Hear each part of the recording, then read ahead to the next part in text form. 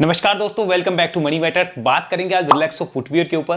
पहले भी बहुत से वीडियो अपलोड करके बताया है क्या हो सकता है, वैसा होता हुआ दिख भी रहा है। आज बात करेंगे कि अभी की लेटेस्ट सिचुएशन क्या है, क्योंकि आप लोगों ने बहुत से क्वेश्चन पूछे हैं और इस चैनल पे उन्हीं स्टॉक पे बात जिन पे आपका क्वेश्चन कोई पूछना हो आपको भी कमेंट में बता दीजिए। कमेंट को भर सकते हो पूरे अपने स्टॉक की लिस्ट से कि हाँ ये स्टॉक पे वीडियो चाहिए, कोई दिक्कत नहीं है, नोट डाउन होते हैं। साथ में जो भी बात होगी वो एजुकेशन पर्पज पे है, बाय सेल होल्ड की रिकमेंडेशन के तौर पर ना देखें।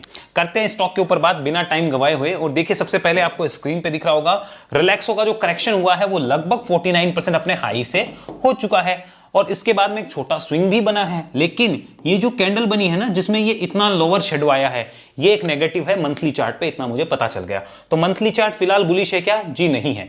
कब बुलिश होंगे? इस लेवल के ऊपर बुलिश होंगे। किस लेवल के ऊपर? मैं यहां लाइन लगाऊं तो बात करें तो ये है 970 का लेवल। 970 के ऊपर बुलिश होंगे। 970 के ऊपर ये चार्ट बुलिश होगा। इसको एक बार नोट डाउन करके रखते हैं, फिर मैच करेंगे वीकली और डेली पे। तो 970 का लेवल है जो हमें इंपॉर्टेंट मानना होगा, और वरना स्टॉक एक बार वापस से इस लेवल को कम से कम टच करने आ सकता है। लेवल कौन सा है? इसका लो कितना है? 836। 836 को टच करने आ सकता है, इवन इसको तोड़ भी सकता है, क्योंकि जिस टाइप की फॉर्मेशन है ऐसा लगता है कि तोड़ भी सकता है। बट स्टॉक बुलिश नहीं होगा, भले ही इसको तोड़े ना तोड़े, अपने क्या है, बुलिश नहीं होगा जब तक 970 के ऊपर नहीं निकल जाता। इतना हमें पता चल गया, और इसके गेट खुले हुए हैं ये भी हमें पता चल गया। आगे चलते हैं, नेक्स्ट बात करते हैं। पिछली गिरावटों को देख लो, पीछे भी 40%, 43% टूटा हुआ है। दैट मींस नॉर्मल है, कंपनी इतना टूटती है और टाइम लेती है उसके बाद में। जैसे पीछे भी अगर आप देखेंगे तो ये जो गिरावट थी, यहाँ पे जो गिरावट हमें देखने को मिल रही है वो गिरावट लगभग 2014 की है। ये देखिए, यहाँ पे मैं आपके सामने लगाता हूँ इसके डाटा, ये 2014 के लगभग की गिरावट है। इसको मैं यहाँ पे लेके आता हूँ आपके सामने, तो ये गिरावट आती है लगभग 2015 की है। ये गिरावट है 2015 की जुलाई में, और फिर इसका ब्रेकआउट कब आया? ब्रेकआउट आता है यहाँ पर अप्रॉक्सीमेट 2017 नवंबर में, 2.5 साल बाद में। 2015 में शुरू हुआ था और 2.5 साल बाद 2017 के अंदर स्टॉक ने ब्रेकआउट देके एक मूव लिया, वो भी बहुत धीरे धीरे लिया। आपको दिख रहा होगा स्लो मूविंग रहा है, इस टाइप से चला है। अगेन अगर बात करूं यहां पर की, तो यहां पर देखिए जो हमने बात करी है उसमें ये टॉप लगा है नवंबर 21 में, तो 2-2.5 साल यहां से भी तो ले सकता है। ऑलमोस्ट 2 साल तो कंप्लीट होने को आ ही गए, अभी 2.5 साल 3 साल लेके फिर इसमें जाने की संभावना नजर आ सकती है। तो अभी टाइम वाइज करेक्शन हो रहा है, पता चल गया हमें। आगे चलते हैं वीकली चार्ट पे। वीकली चार्ट क्या बोलता है, कौन से लेवल इंपॉर्टेंट है वो देखते हैं, फिर करना क्या है वो भी देखेंगे। तो वीकली चार्ट हमारे सामने खुल रहा है, ये खुल गया हमारे सामने वीकली चार्ट। अब इसको ध्यान से देखिए, हम वीकली चार्ट को लगा के बैठे हैं। ये मैं गिरावट के डाटा को चलिए यहां से हटा देता हूं, इसका कोई काम नहीं है, आपने देख लिया इसको। ये देखिए वीकली चार्ट, इसमें भी दोस्तों एकदम ध्यान से देखो, एकदम ध्यान से टेक्निकल को समझो। टेक्निकल ही जिताता है हर चीज में, टेक्निकल को ध्यान से समझो। और टेक्निकल वाले फंडामेंटल वालों को ही फॉलो करते हैं, क्योंकि जिसका पैसा ज्यादा लगा है वही ये प्राइस एक्शन बनाता है, हम नहीं बनाते हैं। तो वो जो बनाता है उसको फॉलो करते हैं। यहां पर लेवल आ रहा है मेरे भाई साहब 960 का। ये देखो, ये लेवल इंपॉर्टेंट है 960 का, ये दिख रहा है ना आपको? ये देखो, यही लेवल इंपॉर्टेंट है 960। वीकली चार्ट पे लेवल आया ₹960। इसके ऊपर चार्ट बुलिश है, वरना इस लेवल को टच करने को आ रहा है, इवन इसको तोड़ के हो सकता है यहां भी आ जाए, ये भी पता चल रहा है। यानी बुलिश कब हो आप? 960 रुपीज के ऊपर बुलिश हो, तब तक नहीं हो। तो सिंपल सी बात है, क्या रिलैक्सो भी बुलिश है? जी नहीं है। क्या रिलैक्सो भी बीरिश है? होगा, हमें पता नहीं, हमें इतना पता है बुलिश इसके ऊपर होगा, ये हमें कंफर्म हो गया है। आगे चलते हैं, वीकली चार्ट देखा, ट्रेंड अभी क्लियरली नेगेटिव दिख रहा है, तो ट्रेंड भी उसके ऊपर ही बुलिश होने के इंडिकेशन है। तब तक ट्रेंड भी बुलिश नहीं होगा जब तक ये लेवल कटता नहीं है, यानी 960 के ऊपर ही यहां पे कुछ हमें मोमेंटम देखने को मिलेगा, तब तक कोई मोमेंटम हम नहीं कह सकते, इतना पता चल गया। आगे देखिए, डेली चार्ट कन्वर्ट करते हैं। चलिए, मैं डेली यहां कन्वर्ट नहीं करता, डेली दूसरी स्क्रीन पर लगा देता हूं आपके सामने, पिक्चर थोड़ी परफेक्ट आनी चाहिए और क्लियर। ये डेली चार्ट पे एक चीज देखो, ये मूविंग एवरेज लगा रखा है, ध्यान से समझो मूविंग एवरेज को।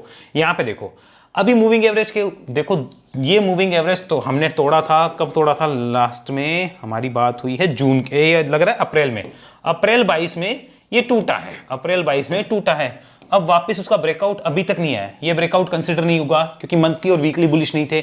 यहां पर भी अभी बुलिश नहीं है, देखो ये भी कंसिडर नहीं होगा, बिकॉज ये लेवल कटना जरूरी है, ये नहीं कट रहा है तब तक बुलिश नहीं है।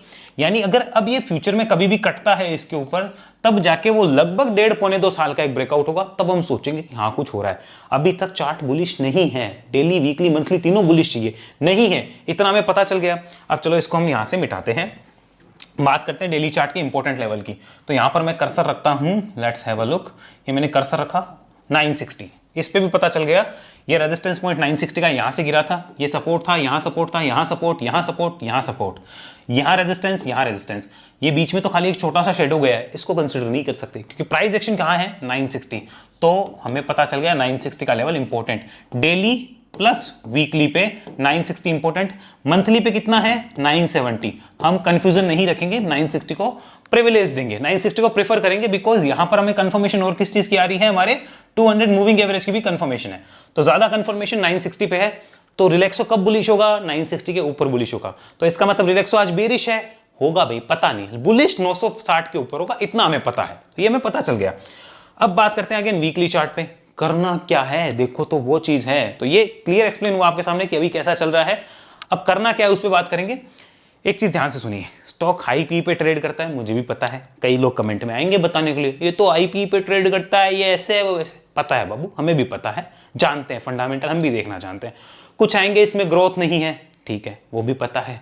कुछ बोलेंगे ये कंपनी बहुत बढ़िया है, आपको मूर्ख हो, आपको पता ही नहीं है इस कंपनी में बहुत बड़ी ग्रोथ है, तो उनको भी बोल दिया पता है, ठीक है। लेकिन हम लोग जो कर रहे हैं वो भी सुन लो थोड़ा ध्यान से, तो इसको देख लो। ये वीकली चार्ट किसी के पास ऊपर से लिया हुआ है, क्या करें समझ लो, यहां से लिया हुआ है, यहां से लिया हुआ है, यहां से, यहां से, यहां से, यहां से, कहीं से भी लिया हुआ है, तो भाई साहब आप अपने स्टॉक को अगर आपने ऊपर से भी ले रखा है कहीं से भी, अगर आपका 20-30% से ज्यादा का लॉस है, अगर आप 20-30% ज्यादा से लॉस में बैठे हो, अब बेच के कोई समझदारी वाला काम तो आप अब भी नहीं करोगे, ये तो आपको भी समझ में है, अब बेच के कोई समझदारी तो होगी नहीं। बेटर क्या है कि ये जब इस रेंज में यहां पे मिलता है तो क्यों ना इसकी SIP कर दी जाए, ऊपर से फंसे तो हो ही, कोई बात नहीं, 1 लाख रुपया फंसा है ना, 5,000 रुपए पर मंथ की SIP भी तो कर सकते हो, क्या दिक्कत है।